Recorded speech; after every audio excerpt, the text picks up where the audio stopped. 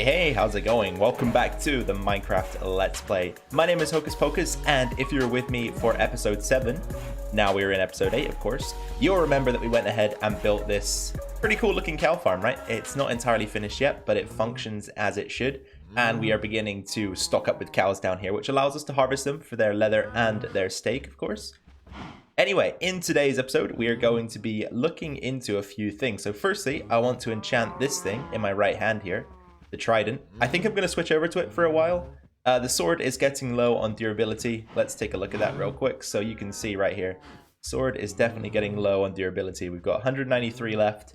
I think that we should enchant the trident and start using that guy just because it allows us to have a bit of range as well. Because sometimes in the nether, those pesky ghasts, you know, they come on over and I don't really have any way to kill them aside from hopelessly deflecting gas balls in their general direction.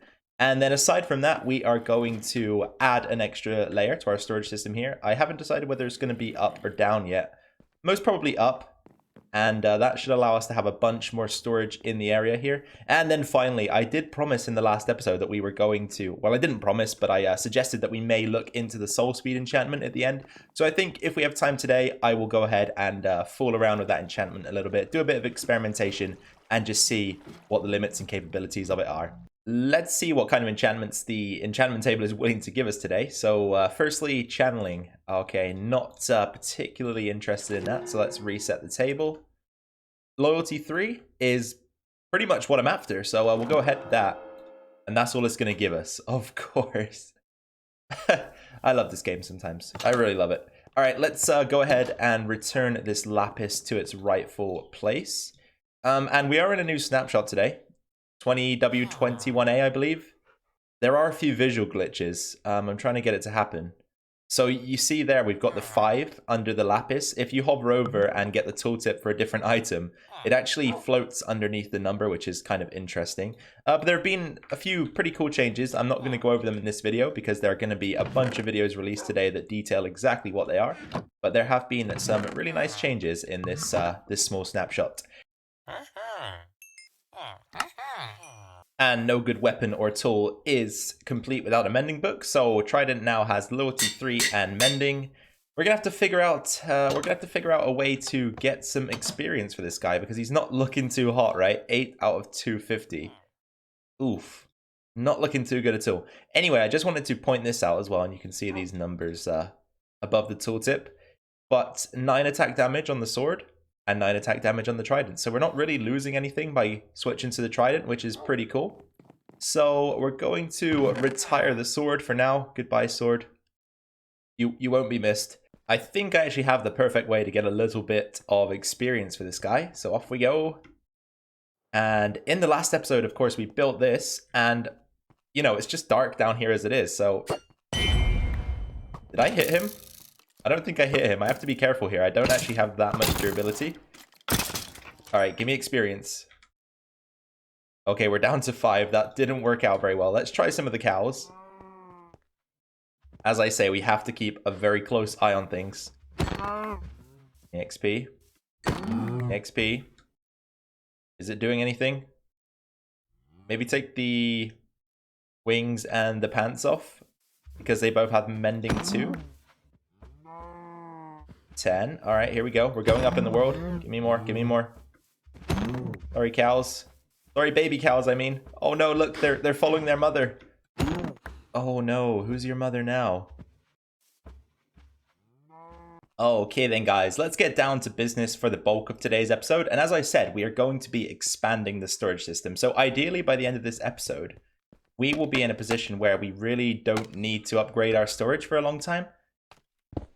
And I think we're almost in that position already, but I think having one extra layer would just secure that idea, okay? So we've got a 15 by 15 down below. We're going to build another 15 by 15 rooms. So this is 1, 2, 3, 4, 5, 6, 7, 8, 9, 10, 11, 12, 13, 14, and there's the 15. So then, of course, we'll go across this way 15 blocks. We'll make a square, hollow it out, and that will be the beginning of our build. Step 1 is complete. We've got ourselves a nice 15 by 15 room. I also made it 3 high, just, you know, No reason for it whatsoever. It will be higher, but there you have it. And then, of course, I think the next logical step is to get a floor down up there so that we've actually got a basis to work from. So we used some of the stone brick, some of the cracked stone brick. We have some crafting tables as well.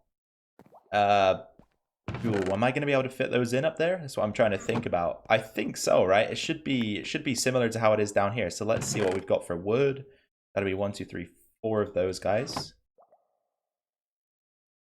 Crafting the crafting benches. And unfortunately, we cannot yet use this. Oh, I take that back. We can use it. All right, let's line this thing up. So it's going to be this edge right here that is going to contain the stone brick and crafting benches. And then we go 1, 2, 3, and 5. And now in the middle of this place, we are going to replace the stone with some nice spruce planks, which, you know, I'm running very low on spruce. So this episode is going to require a lot of wood chopping. And I have to say, I'm not looking forward to it. I really am not looking forward to it. But one thing I am looking forward to, which I think is next week, right? It's May 26th, Minecraft Dungeons is gonna come out. It's gonna be released. And you guys know it. I'm gonna be downloading that game. Gonna be making some content on it. So I hope you are prepared and excited for that game, as I am. I don't really know what to expect. I haven't been watching any beta gameplay. I haven't really watched any news on the game at all.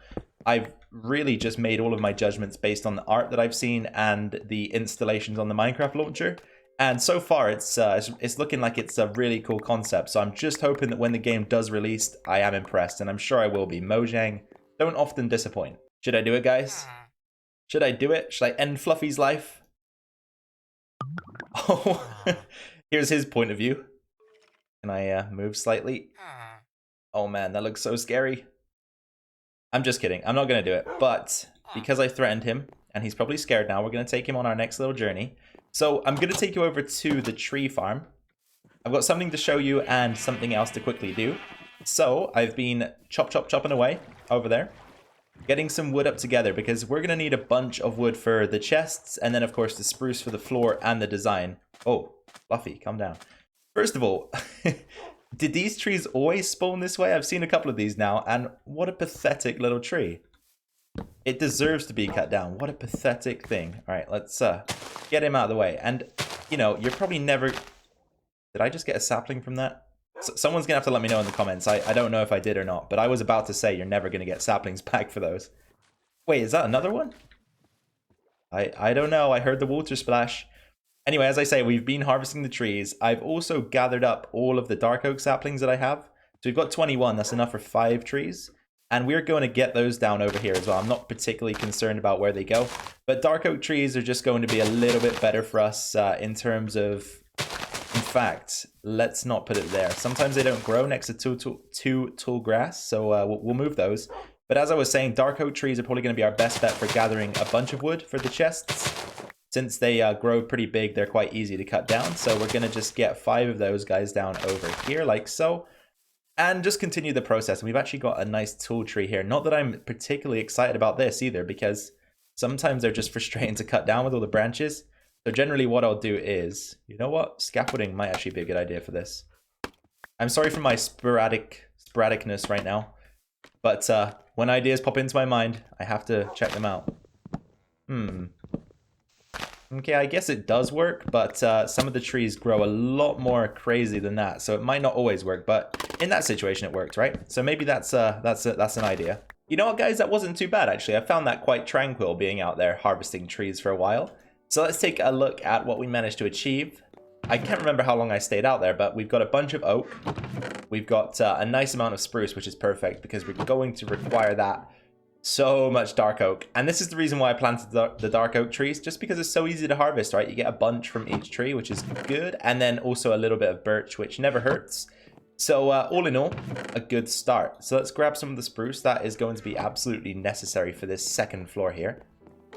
And the progress has remained the same. I haven't touched this room at all. So what we need to start doing next is actually raising the level of the ceiling. And let me just figure out how high it needs to be. I believe it's 6 tall, right? So we've got 1, 2, 3, 4, 5, 6. Yep. Okie dokie. So 6 tall on the ceiling. So that means we can go up by 3 blocks. like so, and just continue clearing out this area.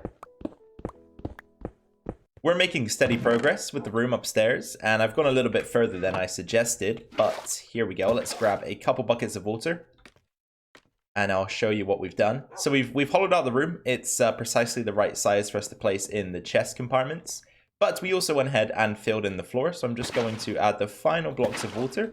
So now we can use the elevator up. Sorry, that was the elevator down, and the elevator up. There we go. Got them the right way around this time. So down, and of course up, and that just pops us into the room and takes us back down again, which is pretty neat if you ask me. All right, so for the compartments, it's going to be exactly the same as they were down in the first layer. So we'll begin with a column down the middle, like so, a column in the corner right here, like so, and then let me just double check. Did we have... Okay, so the columns that go vertically take priority over the horizontal columns.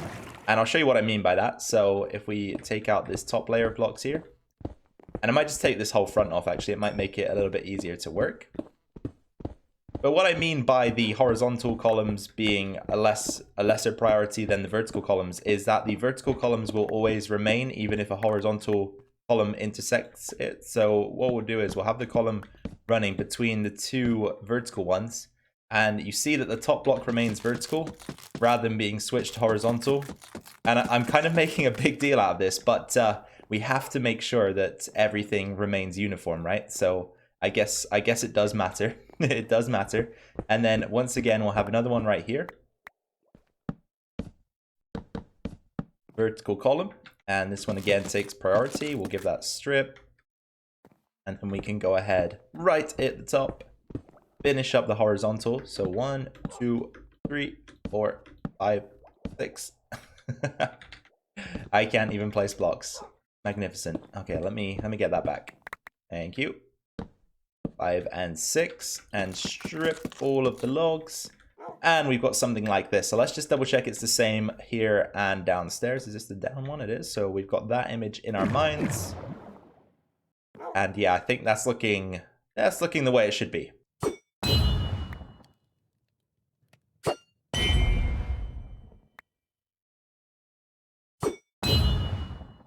Oh, guys, check it out. Check it out. Look what we've got going on. So 2 layers. I've also taken the time to remove the front face of the top layer. I've hollowed out all of the compartments, all of the modules that we're going to be using to install the next set of chests, and things are going rather smoothly. So the next step for us, if we head up here just to quickly take a look, is to start designing the compartments here.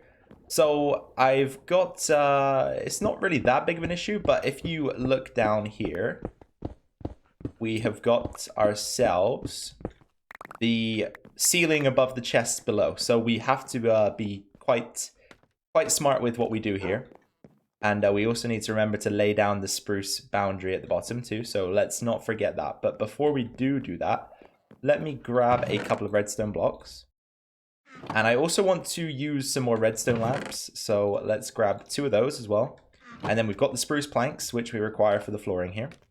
So if you remember down below, we had a layout where, and firstly I'll place the spruce barrier in. So we've got the spruce logs at the bottom, and they require stripping. There we go. And then we would clear out this area here. Okay. And down below we had a layout like this. And the lamps would go in these spots here. So I think we could do that again, right? But what we're going to have to do is just take out these back blocks, put in some redstone blocks, and just kind of hope that you can't see those underneath the chests. I think it would be hidden. Let's give it a test and see what it looks like. Here we go then, guys. I've got the chests, and I've also changed this right-hand side up a little bit. So the next option, if this one doesn't look too great, is to hide the redstone block in the back and just push the lamps back by 1 block. But I don't really want to do that because it will, in fact, affect the amount of light that we're getting in the room here. So if we do this method, I'm just going to cover it like so. I guess you can see it. You can definitely see it, but I don't think it's that bad, right? And also, I kind of just had an idea. There is another method, isn't there, really? If we did something like this, so what we'd do is we'd have to go grab a little bit more redstone. But we could do something like this, where we'd have a block there. The lamp would be here. And then we can actually use a solid block to conduct redstone into the lamp. So let's head down. Grab ourselves a redstone torch. I might have this equipment in the chest here. Let me just double check before we go crafting anything. We'll actually use the lever. Use the lever instead of the torch. That makes a bit more sense. And then we'll grab ourselves one piece of dust. Okay. And then let's shoot up. Woohoo! And then we can go lever, dust, lamp. Like that. Only problem is, if we did do that and we eventually build something behind this, it might get in the way. And then we have to restructure everything. Or rebuild everything.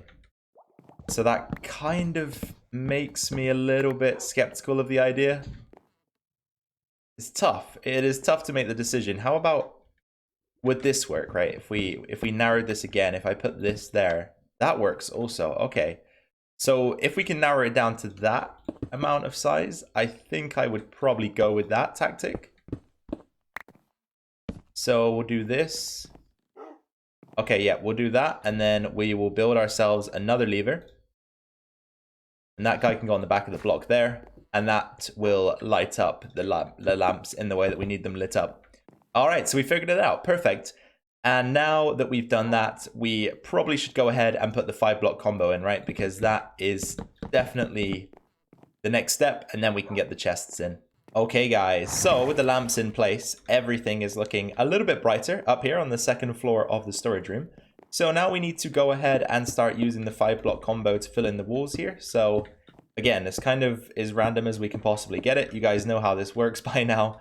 I use this design very, very often on this channel, so I don't think you guys need to see it, but I thought I'd just get it going here with you so that you know exactly where we're progressing. And then, of course, once we've got the 5-block combo in place, this might make it difficult to do it, but I'm going to go ahead and place the ceiling in. So we're going to be using the slabs again so that we can open the chests at the very top. And then, of course, at the end, it will look something like this. Not bad, eh? Not bad. And now that we've got that in place, it is time for the chests to go on in. So I think, again, it's about 60 chests per module. I think we calculated in the last episode that we worked on this. And that is a lot of wood. And that is the reason why we planted those dark oak trees, because they provide us with a bunch of wood. And that allows us to make a bunch of chests. Whoa. Oh, that looked like a weird visual glitch to me then, but I just misplaced the chests. So let's get those down properly. We can go from the top and then in the side like so.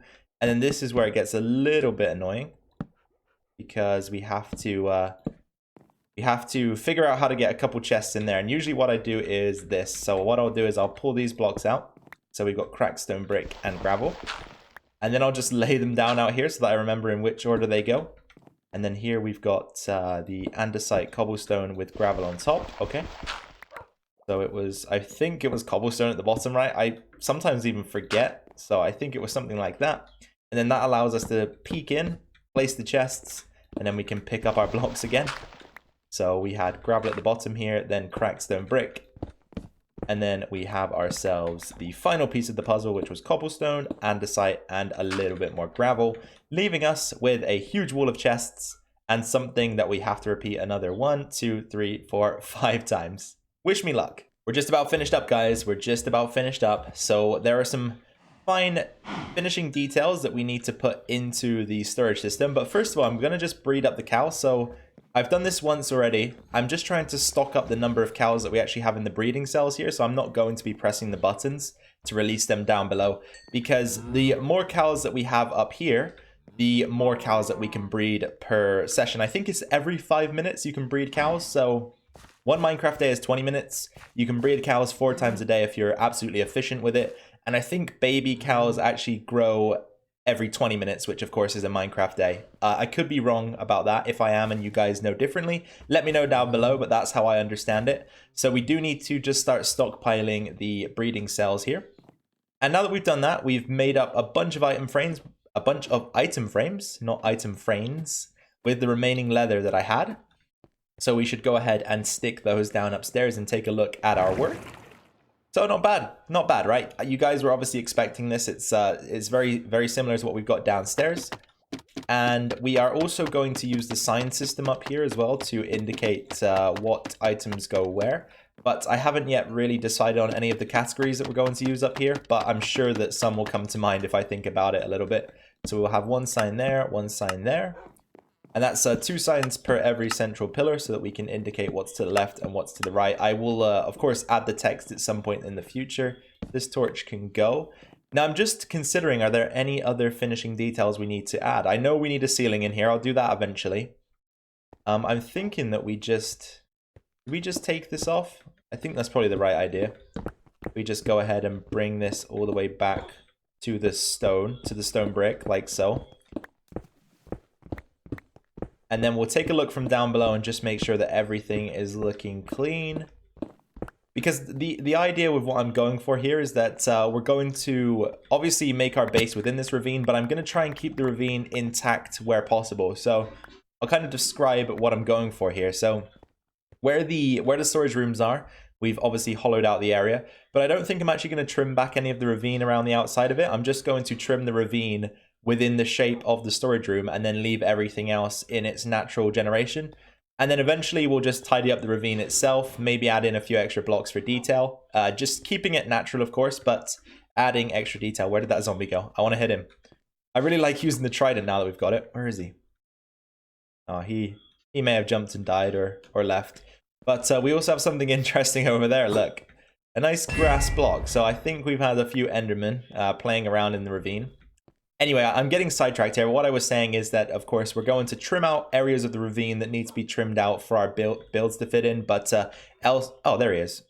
Elsewhere, we won't be affecting the natural generation too much.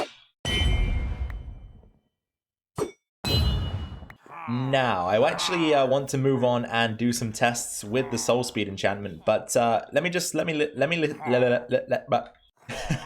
all right, let's try that again. You guys wouldn't imagine the amount of times I do that. My brain's moving so quickly that my mouth just can't keep up, and the words, they don't come out. They just come out as a gurgled mess, and it doesn't make any sense. But what I was trying to say is, let you listen for a few moments. You hear that? It sounds like pillagers, right? So we've actually become a lot more powerful since the last time they showed up. I think they're gonna, wow, one hit. He must have taken some sort of damage already, but they're gonna regret this day. They're gonna rue the day they decided to show up to the Hocus Pocus base. Where's the banner guy? Do they not always spawn with a banner guy?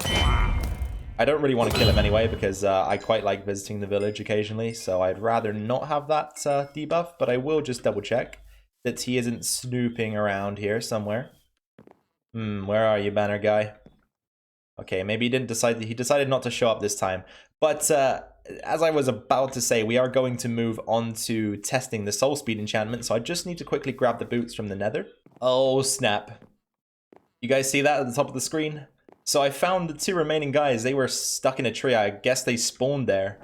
And I believe that since I killed the banner wielder, and there is a villager in my base, they think this is a village, so now we have to deal with a raid, and I really, really, really don't want to. I really don't want to. Let's try and figure out where they're coming from. I wanted to experiment with the soul speed. I don't want to do this. And now they're... Oh, this is going to be so difficult. We might have to get down from the tree and just take our beating. Come on. In fact, we're probably better off just hitting them right now.